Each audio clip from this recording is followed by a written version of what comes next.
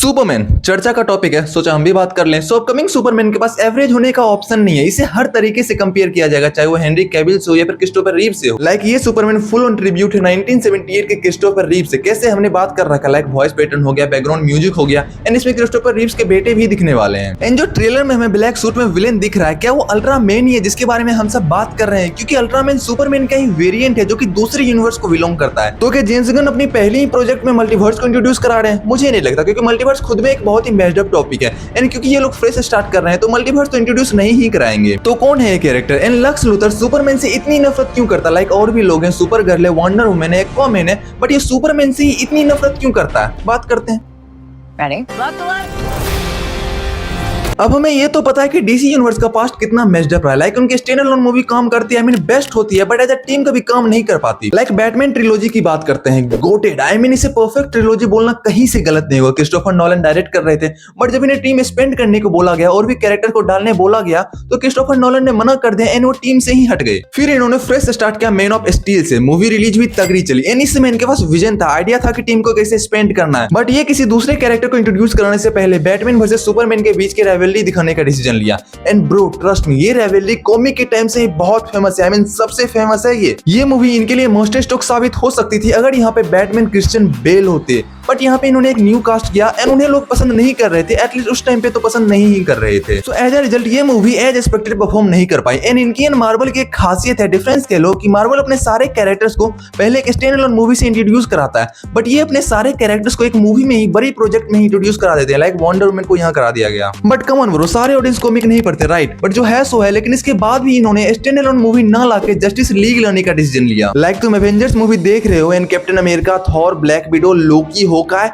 किसी को नहीं जान रहे, सबको पहली बार देख रहे हो तो उतना मजा थोड़ी ना आएगा। एंड देन जस्टिस लीग के बाद जब रिव्यूज के रूमर आने शुरू हो गए थे, तब ये लाते हैं Aquaman 2, शेज़ाम 2, flash, I mean come on यार, रिबूट के बाद। एंड डीसी यूनिवर्स में एक और प्रॉब्लम थी, part 2 factor. I mean part 1 आई चली क्योंकि स्टैंड अलोन मूवी बेस्ट बनाते हैं, नो कंप्लेन, बट इनके मोस्ट ऑफ द पार्ट 2 टट्टी ही होते हैं। लाइक वंडर वुमन पार्ट 2 देख लो, एक्वामैन पार्ट 2 देख लो, शेज़ाम पार्ट 2 देख लो, थैंक गॉड कि मैन ऑफ स्टील पार्ट 2 नहीं आई, नहीं तो वहां भी ये लोग हग ही देते। नाउ पास्ट इज पास, अब पूरे universe finally, hopefully, respectfully, I know Henry Cavill के फैन थोड़े नाराज हैं, बट एक्टर के साथ इंजस्टिस हुआ ताकि कैरेक्टर के साथ जस्टिस हो सके।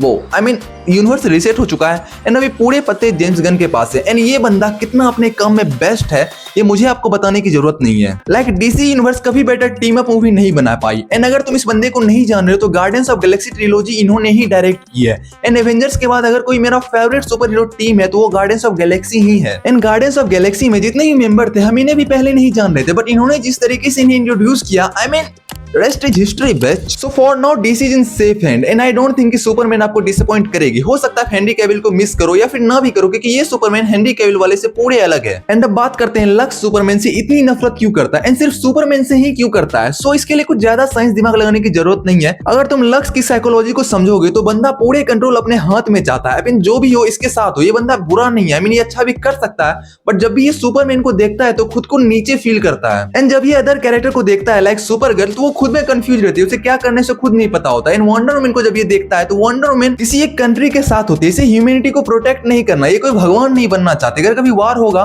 तो किसी एक साइड चली जाएगी, बट वहीं पे सुपरमैन पूरे ह्यूमैनिटी को बचाता है। इसे फर्क नहीं पड़ता तुम काला हो, गोरा हो, क्या हो, मतलब ये तुम्हें बचाएगा अगर तुम खतरे में हो। एंड यही मेन रीजन है कि लक्स इससे इतना नफरत करता है कि ये लाल कच्छा वाला इंसान इतना असीम शक्ति लेके इतना अच्छा कैसे हो सकता है। और भी रीजन है, पूरे डिटेल जानने के लिए चेक दिस आउट। अब बात करते हैं ये ब्लैक सूट वाला आदमी अगर अल्ट्रामैन नहीं है तो कौन है? ये अल्ट्रामैन भी हो सकता है, लेकिन जस्ट बिकॉज इसके चेस्ट पे यू लिखा हुआ है इस वजह से नहीं। वैसे कॉमिक में भी एक कैरेक्टर एग्जिस्ट करता है जो कि सुपरमैन के इक्वल ही पावर रखता है एंड वो अल्ट्रामैन नहीं होता बल्कि सेम यूनिवर्स का होता है एंड ऑब्वियसली क्रिप्टन से ही होता है। नाम है हेल, जिसे प्लेनेट डिस्ट्रॉय होने से पहले स्पेस में भेजा जा चुका था एक एक्सपेरिमेंट के through.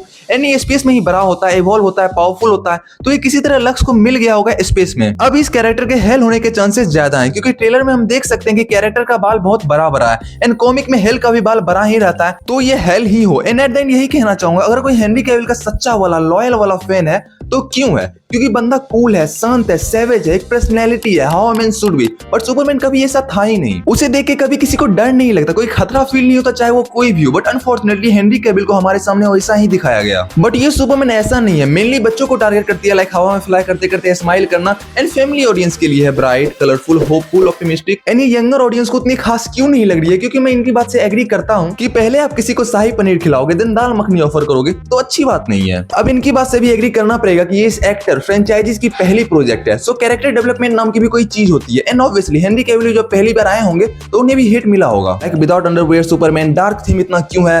So change is important and I get it. Henry Cavill is best Superman. He is born to play this role. He is goated. He is unforgettable. I get it. East or West, Henry Cavill is best. समझ गया भाई, परिवर्तन को accept करना मुश्किल है but करना तो पड़ेगा ना।